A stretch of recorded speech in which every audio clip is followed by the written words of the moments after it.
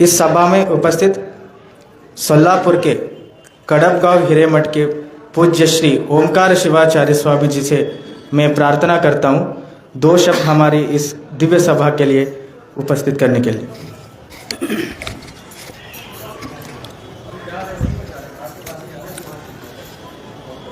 त्रैलोक्य संपदालेख्य समुल्लेखन भित्तये सच्चिदानंद रूपाय शिवाय परब्रह्मणे नमः। पंचानन मुखोद्भूतान् पंचाक्षर मनोपमान् पंचसूत्र कृतो वंदे पंचाचार्यान् जगद्गुरुन्। इस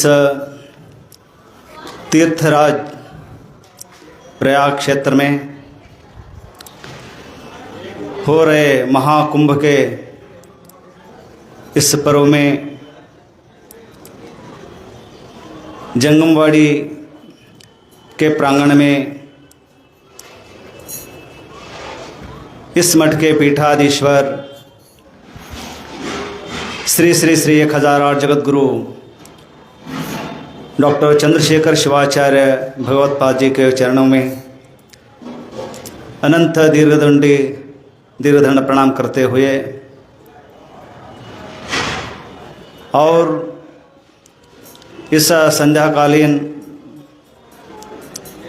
सत्संग कार्यक्रम में जो भजन सेवा किए हुए प्रयागराजेश्वर भजना मंडली के सभी माता जी को और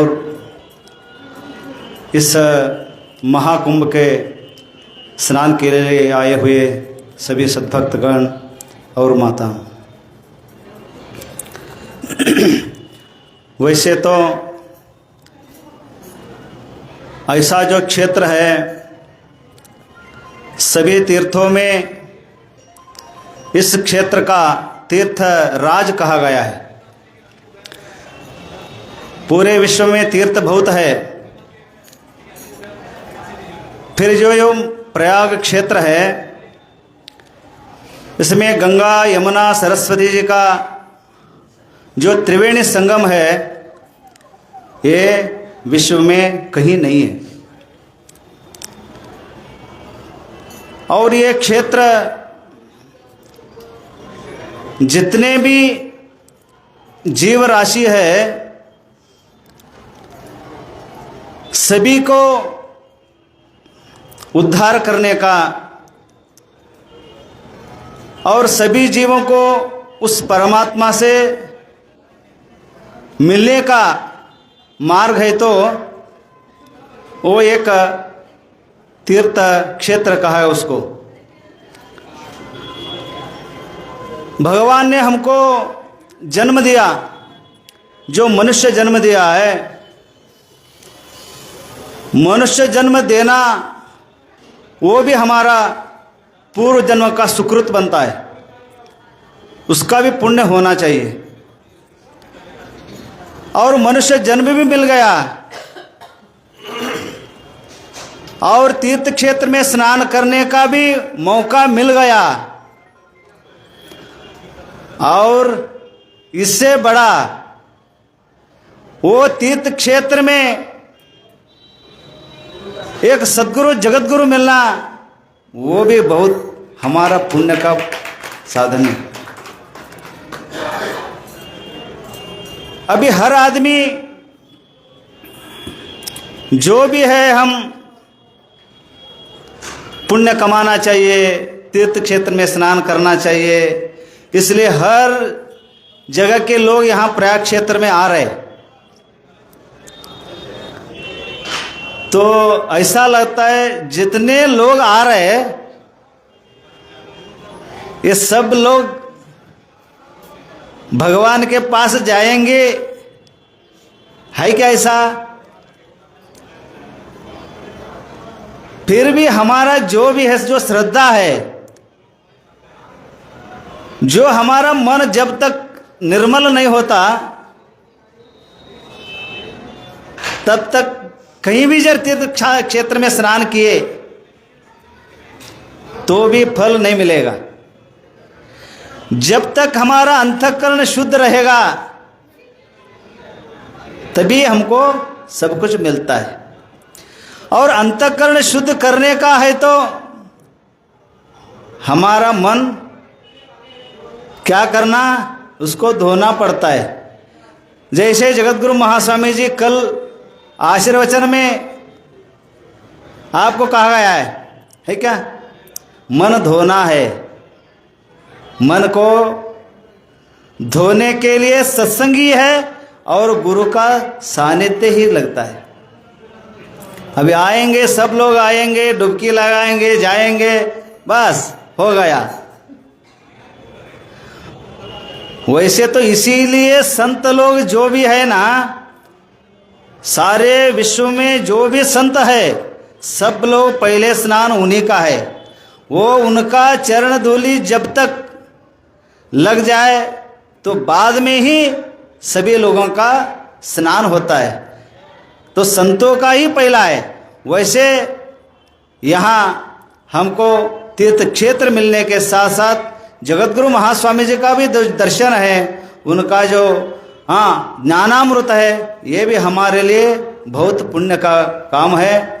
इसलिए जितने भी लोग यहाँ आएंगे, रुकेंगे, तो इसीलिए सभी लोगों का कल्याण करने के लिए महास्वामी जी यहाँ जो कल्पवास है, जो तपो अनुष्ठान है,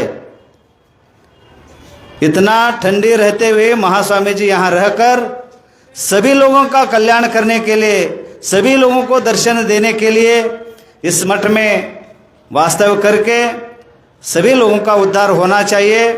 और सभी लोग इस कुंभ का स्नान और गुरु का दर्शन करना चाहिए। तभी तो हमारा जीवन जो जन्म मिला है उसका सार्थक हो जाएगा। फिर ऐसे ही आप जो भी सत्संग के इस कार्यक्रम में जो कर्नाटक से आ रहे हैं, महाराष्ट्र से आ रहे हैं, हर जगह से जो लोग आ रहे हैं, और सभी को इस कुंभ स्नान का फल अवश्य मिलेगा। और जगतगुरु महास्वामी जी का कृपा आशीर्वाद सदा रहे, ऐसा मंगल कामना करके जगतगुरु महास्वामी जी के नमस्कार करते हुए मेरे दो शब्द जगतगुरु महास्वामी चरणों में समर्पण करता हूँ। ओम शांति शांति शांति।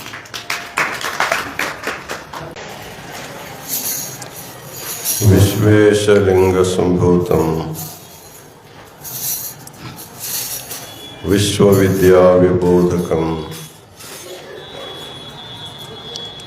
विश्ववंद्यम सदा वंदे विश्वाराध्यम जगद्गुरु।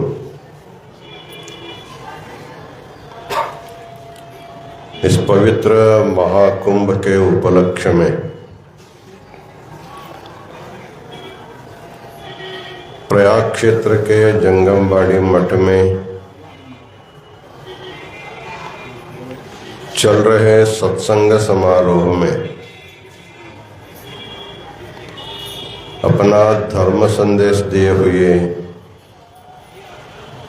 ओंकार सिद्ध शिवाचार्य स्वामी जी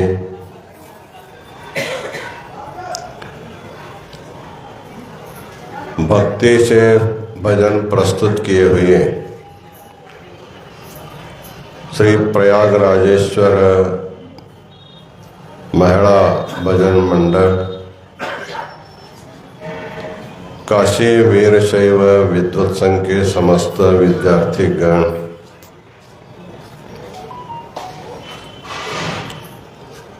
उत्तर भारत के हरियाणा पंजाब से आए हुए समस्त जंगम समाज, बेंगलुरु से आए हुए विज्ञानी शेखर जी,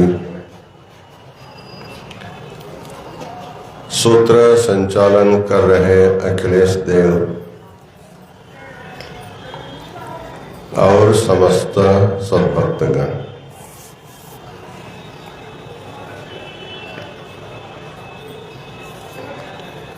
हम लोग इस कुंभ के महापर्व काल में प्रतिदिन इष्टलिंग की पूजा, प्रयाग राजेश्वर का रुद्राभिषेक, बिल्वार्चना, महामंगल आरती के साथ संध्या काल में सत्संग का कार्यक्रम कर रहे हैं। इस सत्संग में भक्तों की जिज्ञासा के अनुसार प्रबोधन होता है। वैसे सनातन वीरशैव धर्म के मूल जगत गुरु पंचाचार्यों के बारे में माताओं ने जो जिज्ञासा किया था, उसी कड़े में हम लोग 4 आचार्यों के बारे में सुन चुके हैं। एकाक्षर शिवाचार्य, द्व्यक्षर शिवाचार्य, त्रिअक्षर शिवाचार्य और चतुरक्षर शिवाचार्य। आज जगत गुरु पंचाक्षर शिवाचार्य जी के बारे में हमको सुनना है। ये जो पंचाक्षर शिवाचार्य कृतयुग के आचार्य थे, एक काशी पीठ के मूल संस्थापक आचार्य इनको माना जाता है। तो हमारा ये जो पीठ है, मठ है, ये आज का नहीं, एक कृतयुग से आ रहा है। त्रेता युग चला गया, द्वापर युग चला गया, कलयुग के 5000 साल भी चले गए, फिर भी हम लोग अनुचान रूप से अभी विद्यमान है। इसलिए इसको सनातन कहा जाता है।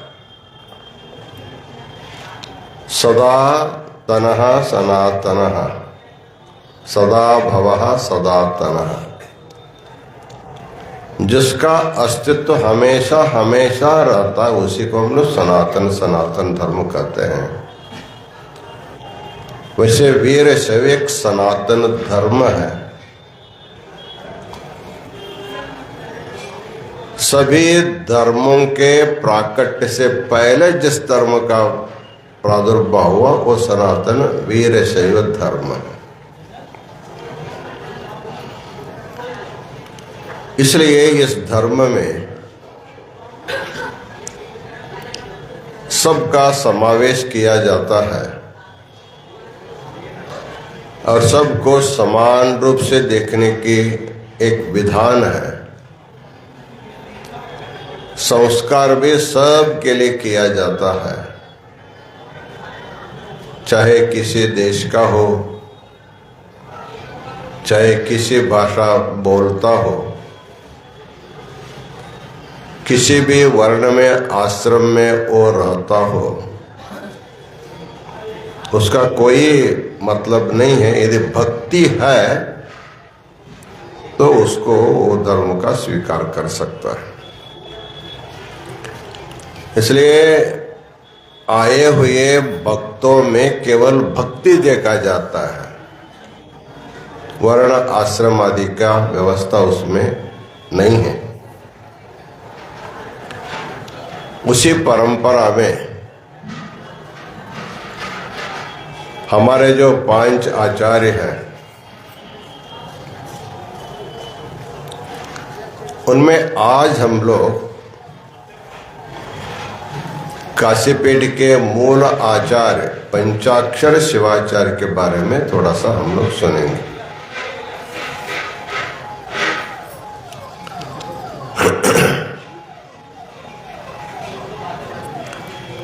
भगवान शिव के जो 5वां मुख है, जिसको ईशान मुख कहा जाता है,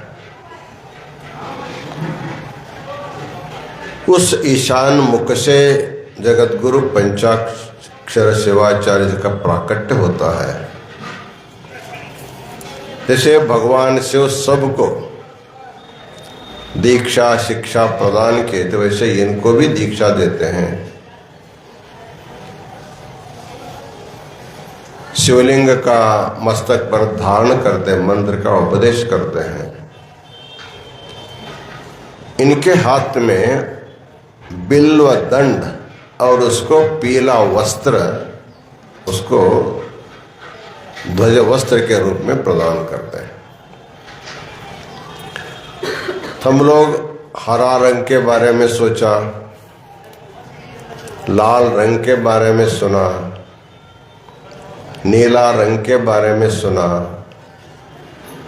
और सफेद रंग के बारे में सुना। आज आप लोगों को पीला रंग के बारे में हम सुनाएंगे।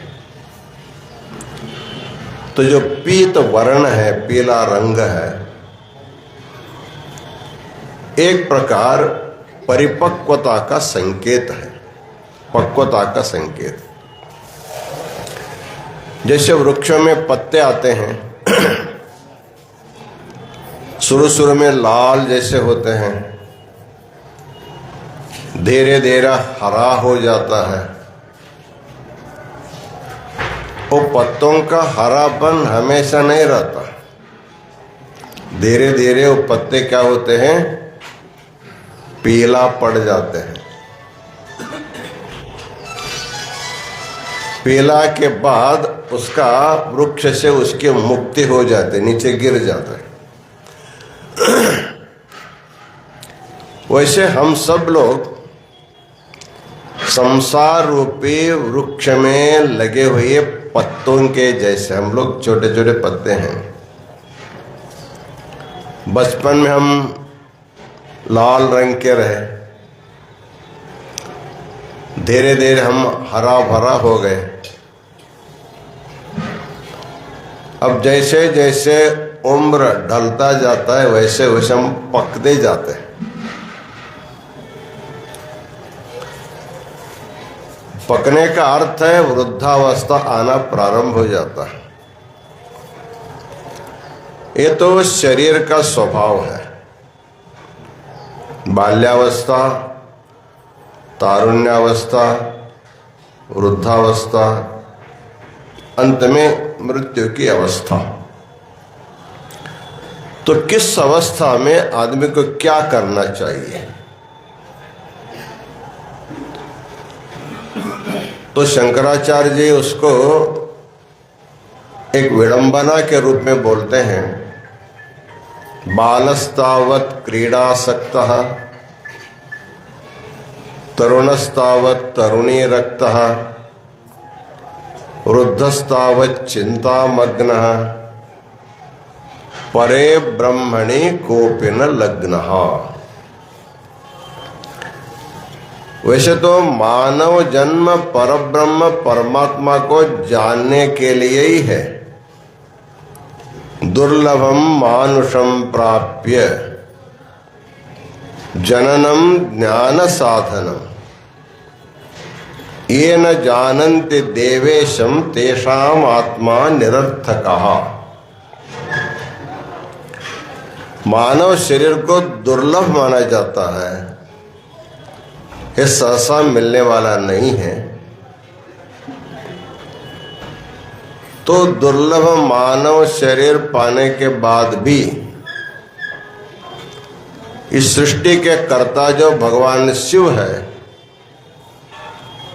उसको बिना जाने यदि मर जाता है, तेषाम आत्मा निरर्थकः, उसका जन्म निरर्थक हो जाता है।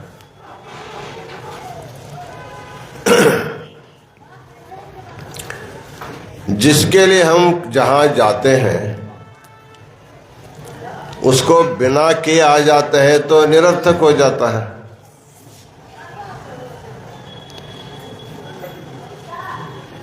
एक बार भगवान कृष्ण के सामने पांडव लोग बैठे थे। उस समय भगवान कृष्ण ने एक श्लोक बोला, कथायाम धन्विनाम कोटिः तदर्धम शिव मंदिरे तदर्धम जाह्नवी तीरे तदर्धम दक्षिणे करे। भगवान कहता है, उत्तम कार्य करने के लिए जब जीवात्मा प्रस्तुत होता है उसको 1 करोड़ विघ्न आकर के उसको रोकते हैं। कथायाम धन्विनाम कोटिः। ऐसे सत्संग की कथा में आने वालों को रोकते हैं, करोड़ों विघ्न आने नहीं देते, लेकिन आप लोग करोड़ों विघ्नों को हटा करके आए हैं। कुछ लोग यहीं से हमारे मोतीपोड़े वहाँ महाराष्ट्र लातूर से आए हैं, शेखर जी बेंगलोर से आए हैं, कुछ लोग महाराष्ट्र से आए हैं, ये लोग पंजाब राजस्थान हरियाणा से जंगम समाज आया है। मतलब आज के सत्संग में आप लोग बैठ करके सुन रहे हैं, इसका अर्थ है आप करोड़ों करोड़ों विघ्नों को दूर हटा करके आए।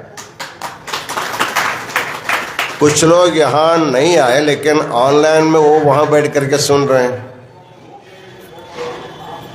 घर का सारा काम छोड़ करके चलो महाराज जी का प्रवचन आ रहा है करके सामने बैठ करके सुन भी रहे हैं, देख भी रहे हैं। इस प्रकार कथा में करोड़ों करोड़ों विघ्न आते हैं, आदमी को सुनने नहीं देते, सुनने पर भी समझने नहीं देते, ऐसे कथा भगवान ने कहा। दूसरा बोला तदर्दम शिव मंदिरे, 50 लाख विघ्न भगवान के मंदिर में होते हैं, भक्तों को अंदर आने नहीं देते। उससे आधा मतलब 25 लाख विघ्न गंगा किनारे होते, स्नान करने नहीं देते। और उससे आधा 12-12.5 लाख विघ्न आदमी के हाथ में रहते, किसी को देने नहीं देते। ऐसे एक अच्छी बात भगवान कृष्ण ने पांडवों को सुनाया। सब लोग हाँ बोले, लेकिन जो भीम था उन्होंने कहा भगवान आप सत्य भी बोलते हैं, झूठ भी बोलते हो कभी कभी, इसलिए आपके वाणी पर मैं पूर्ण रूप से सहमत नहीं हूं। जब तक इसका मैं प्रत्यक्ष परीक्षा नहीं करूंगा तब तक मैं मानूंगा नहीं। भगवान ने कहा ठीक है तुम्हारी मर्जी, तुम इसकी परीक्षा करो। कहा हम थोड़ा घूम के आएंगे, जहाँ जहाँ कथा हो रहा है, जहाँ मंदिर है, जहाँ गंगा किनारा है, वहाँ जा करके मैं देखूंगा, मेरे गदा को भी ले जाऊंगा, विघ्न करने वालों को मार के भगा दूंगा। ऐसे भगवान से बोल करके वहां से चल दिए। आए प्रयाग में, महाकुंभ का पर्व चल रहा है, एक नहीं सैकड़ों सत्संग चल रहे हैं, उस शास्त्र में, इस शास्त्र में, अखाड़ा में, मठ में, मंदिर में, सब चल रहा था। गए एक बड़ा सत्संग का प्रोग्राम चल रहा है, हजारों लाखों लोग बैठ करके सुन रहे हैं।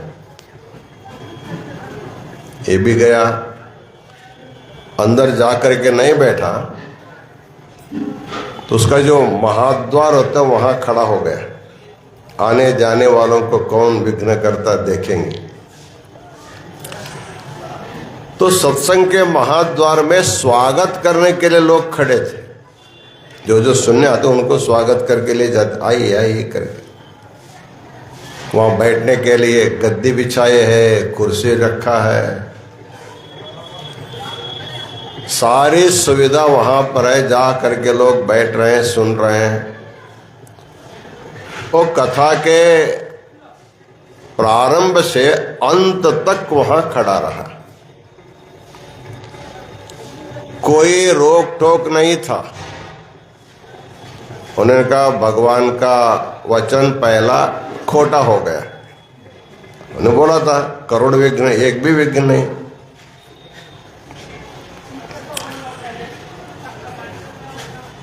तब गया काशी विश्वनाथ मंदिर में, तो 50 लाख विघ्न शिव के मंदिर में होते, अंदर जाने नहीं देते, दर्शन करने नहीं देते। वहां जाकर भी खड़ा रहा दिन भर, लाखों लाखों लोग लाइन लगा करके जा करके दर्शन लेते रहे। पुलिस की अच्छी व्यवस्था रहे, जो चल नहीं पाते उनके लिए व्हील चेयर की व्यवस्था रहे, पुजारी लोग ले जाते रहे, पूजा करते रहे, प्रसाद देते रहे। दिन भर खड़ा रहा, एक आदमी भी वहां विघ्न करने वाला नहीं मिला। सोचा ये भगवान का दूसरा वाक्य भी असत्य हो गया। फिर वहीं गंगा दशाश्वमेध घाट काशी में गया। यहां नहाने वालों को कौन रोकता है देखेंगे। वहां काशी में जो घाट है, घाट में पंडे लोग बैठे रहते हैं। जैसे लोग आते हैं ना, वो उनको बुलाते बुलाते रहते, हमारे घाट में आओ, हमारे घाट में आओ। स्नान कराना, संकल्प कराना, तिलक लगाना, भस्म लगाना, ये सब होता रहा। वहां भी कोई विघ्न नहीं दिखाई दिया। तब उन्होंने सोचा भगवान का तीसरा भी झूठा हो गया। जब 3 झूठा है तो चौथा झूठा होगा ही। ऐसा सोच करके वापस आया। भगवान बैठे रहे। भीम को देखने के बाद भगवान ने पूछा, मेरे उपदेश का परीक्षा आपने लिया, बताओ क्या क्या हुआ। भीम ने बोला, आपका सारा उपदेश झूठ है, आप झूठे हैं, कभी सत्य नहीं बोले। भगवान ने कहा, ठीक है, तुम बताओ कहाँ गए थे, क्या क्या हुआ बताओ। बोला, मैं प्रयाग कुंभ में गया था, बहुत सारे सत्संग का आयोजन था। एक जगह बहुत बड़ा पंडाल लगा है, लाखों लाखों लोग वहां कथा सुनने जाते हैं। मैं वहां गया। वहां आने वालों को स्वागत करते थे, जा करके कुर्सी पर गद्दी पर बैठाते रहे। वहां किसी ने रोक टोक नहीं किया। इसलिए आपका पहला वाक्य झूठा निकला। भगवान ने कहा, अच्छी बात है, तुमने गया वहां तक, तो 1 घंटा तक आपने सुना। हाँ सुना। तो क्या सुना बताओ। 1 घंटा आपने सुना खड़ा होकर के, आपने क्या क्या सुना बताओ। उन्होंने कहा, मैं विघ्न करने वाले कौन आएगा, कौन प्रतिबंधक, इधर मेरा लक्ष्य था, सुनने का मेरा लक्ष्य नहीं था। कानों से सुनता रहा, लेकिन अर्थबोध ने, मेरा लक्ष्य उधर नहीं था। भगवान ने कहा, तुम ही तो उदाहरण है। विघ्न जो होते हैं, बाहर के विघ्न अलग है, अंदर का विघ्न अलग होता है। इसलिए सबसे बड़ा विघ्न अपना मन ही है। हमारा जो अंदर मन है वही सबसे बड़ा विघ्न है। क्योंकि जिस कार्य को करते उसको पूरा पूरा करने नहीं देता। हमको जा करके बिठाता, वो कहीं दूसरी तरफ चला जाता है। इसलिए सत्संग में जाते हैं, घंटा भर सुनते हैं, लेकिन कभी कभी किसी किसी का मन विचलित होकर के अन्यासक्त हो जाता है, दूसरे दूसरे विषय मन में आ जाता है, तो सुनी हुई बात का कोई बोध नहीं होता। इसलिए 1 करोड़ विघ्न यही है। तो भीम को थोड़ा लज्जित हो गया, अरे हमारे ऊपर घटित हो गया ये। ठीक है, पहला तो सच है, दूसरा तो झूठ है। ठीक है, दूसरा क्या किया, मैं काशी गया, विश्वनाथ मंदिर के सामने खड़ा रहा। वहाँ भी लोग लाइन लगा करके दर्शन करते रहे। दिन भर रात भर 24 तास रहा, लेकिन कोई भी वहाँ रोक टोक नहीं था। ठीक है, तुम जा करके दर्शन किया। उन्होंने कहा, मेरे लक्ष्य में नहीं आया ये दर्शन करने का। मेरा लक्ष्य केवल इतना था कि कौन रोक टोक करता उसको मारने का लक्ष्य मेरा था। भगवान ने कहा देखो यहां से वहां तक गए और भगवान के महाद्वार पर 24 तास ड्यूटी किया। लाखों लोग दर्शन कर उसको देखा। चलो यहां तक का दर्शन करे, ऐसे बुद्धि तेरी नहीं हुई, इससे बड़ा विघ्न कौन सा होता है। उन्होंने कहा ठीक है भगवान, तुम्हारा दूसरा वाक्य भी सच्चा निकला, तीसरा तो झूठा है। तीसरा क्या है?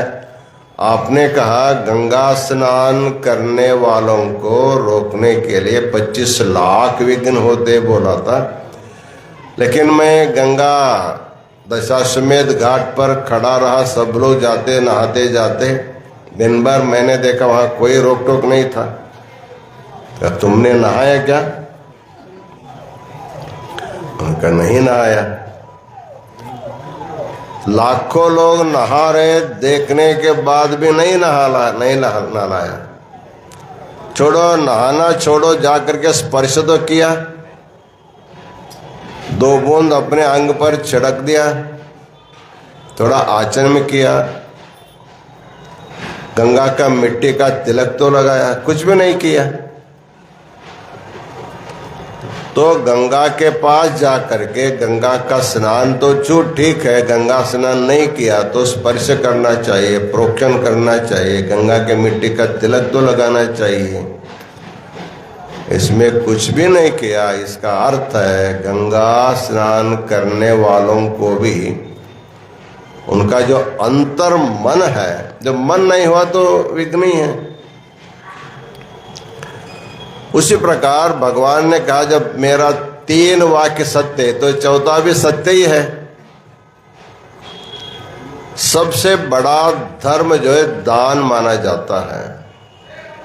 दानमेकं कलयुगे, इस कलयुग में सत्पात्र में अपने शक्ति भक्ति के अनुसार कुछ न कुछ देना चाहिए, क्योंकि संसार जो लेन देन की मंडी है। यहाँ जो जीव आता है कुछ देने के लिए आता है, कुछ लेने के लिए आता है। तो प्रत्येक व्यक्ति के हाथ में 12.5 लाख विघ्न होते, अपने जेब से निकाल के देने नहीं देते। एक ऐसी कथा चल रही थी, बहुत सारे लोग बैठे रहे। कथा के बाद आरती होती है। आरती को पोथी को महाराज जी को दिखाने के बाद वो आरती को भक्तों के सामने लाते हैं। वैसे भक्तों के सामने लाने का उद्देश्य उनसे दक्षिणा मांगने का नहीं, कि जिस भगवत तत्व को आप सुनने आए हैं, जिस आरती भगवान को की गई वही भगवान तुम्हारे हृदय मंदिर में भी है, इसलिए उसको दिखाने के लिए तुम्हारे सामने लाता जाता है। लेकिन एक प्रथा है कि कुछ न कुछ उसमें थाले में दान दक्षिणा देते हैं। बहुत सारे रुपया, 2 रुपया, 10 रुपया, 100 रुपया दान दे रहे थे। एक आदमी आया था,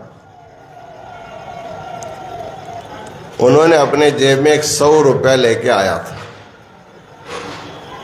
आज आरती में दान देंगे करके।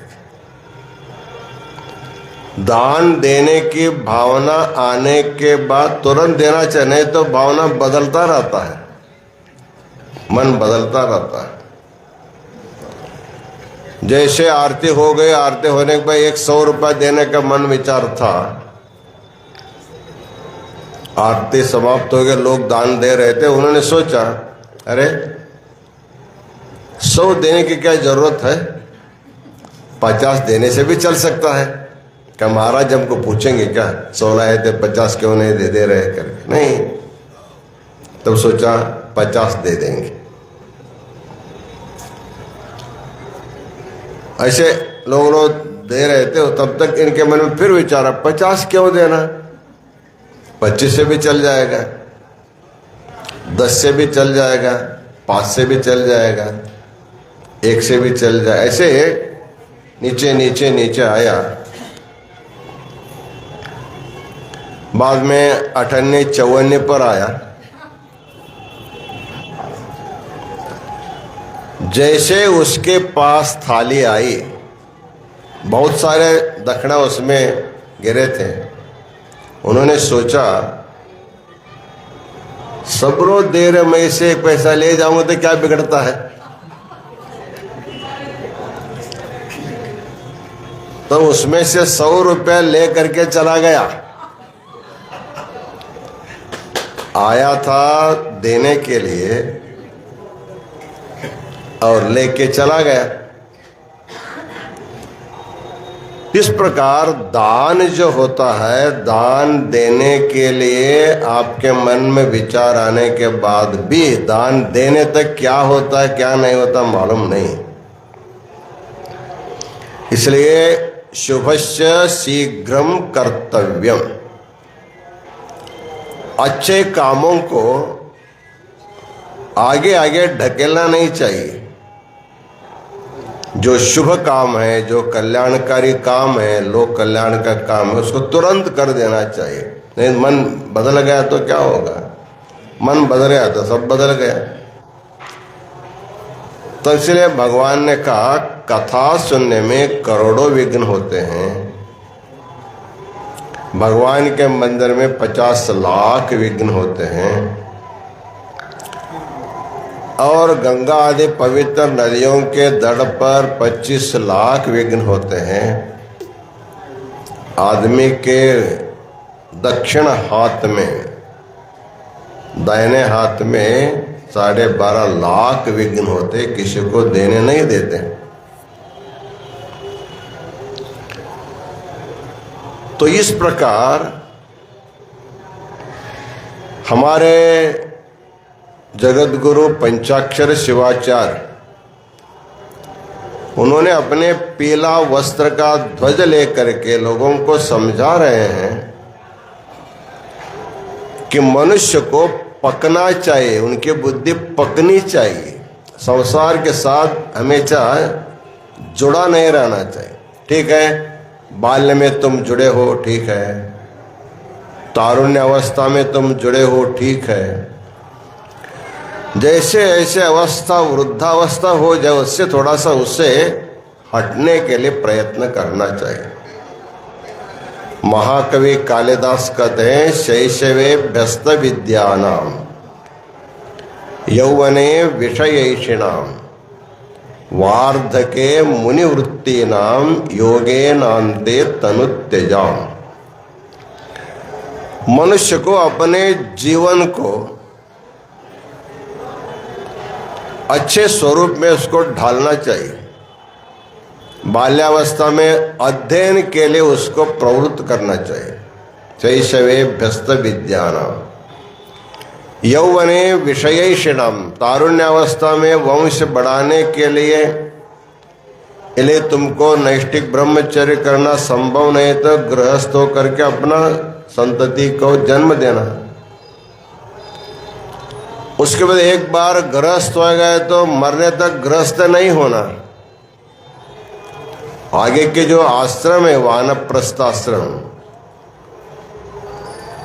तो उसको कहते हैं वार्धके मुनिवृत्तिनम, जैसे जैसे वृद्धावस्था आते तैसे वैसे आदमी को मौन होना चाहिए। मौन, मौन का मतलब बोलना बंद करना इतना ही नहीं, जितने हमारे इंद्रियां हैं, जिस विषय पर आसक्त थी उससे उसको मौन करना, इंद्रियों पर निग्रह है उसका नाम योगे। अंत में कहते योगेनान्ते तनुत्यजाम, अंतिम समय में योग मार्ग से योग करते करते योग के द्वारा देह को छोड़ना चाहिए। ये जीवन का क्रम है। जैसे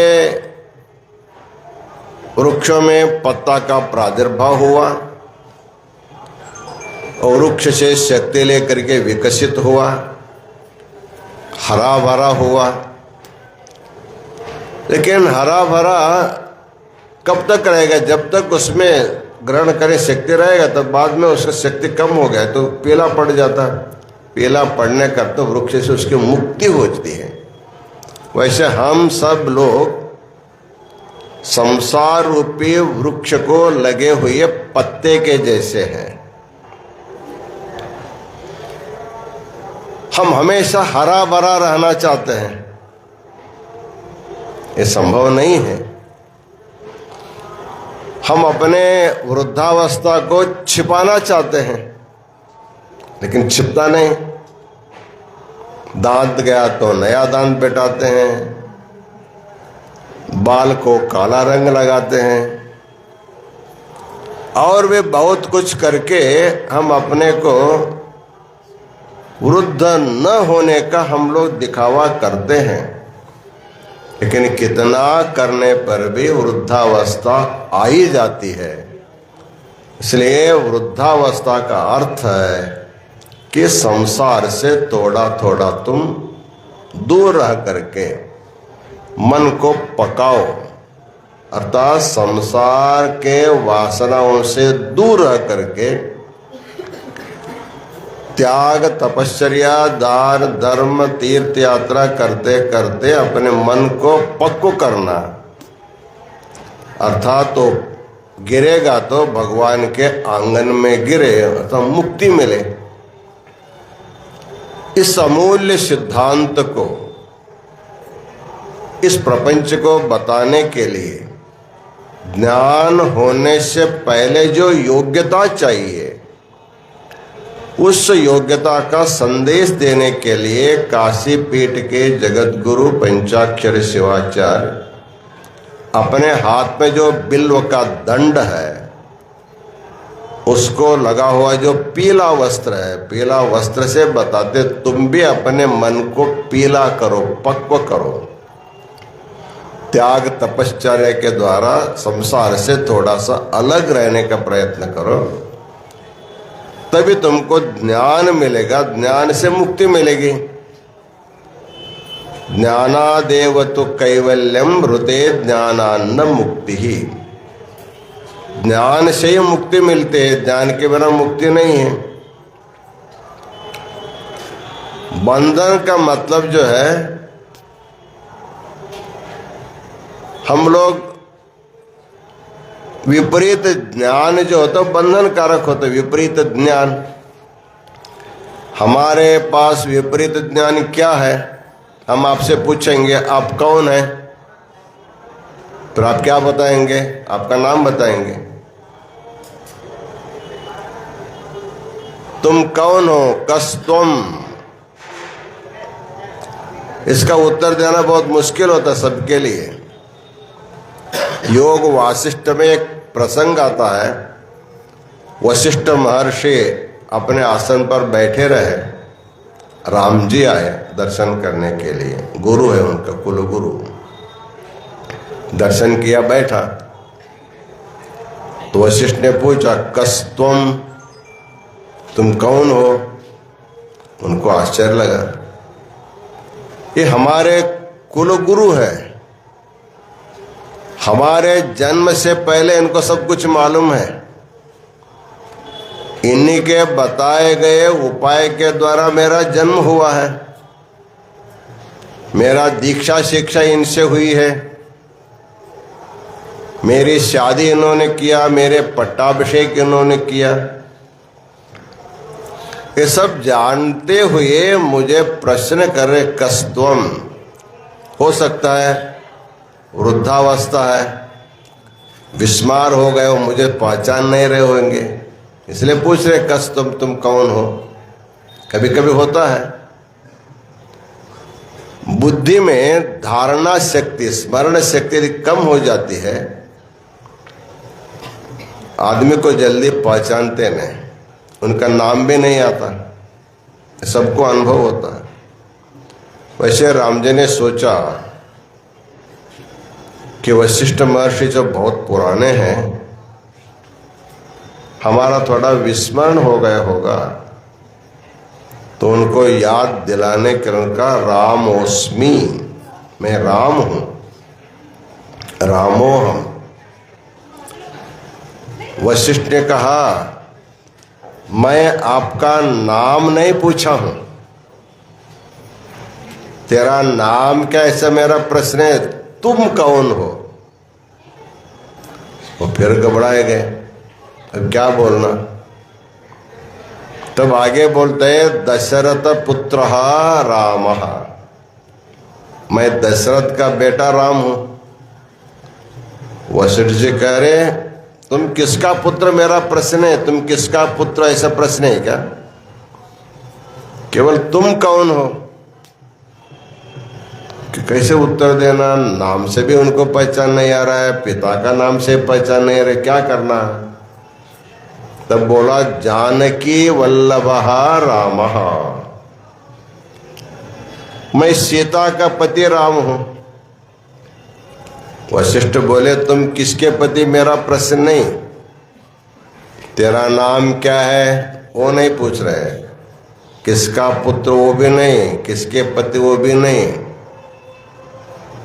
तो राम ने कहा, मुझे इतना ही मालूम है, मुझे मेरा नाम मालूम है, पिता का नाम मालूम है, पत्नी का नाम मालूम है, बच्चों का नाम मालूम है, मेरे खानदान में कितने राजा लोग हो गए वहां से मैं सबको जानता हूं, बता सकता हूं, लेकिन आपका जो प्रश्न है, तुम कौन हो, ये मुझे मालूम नहीं।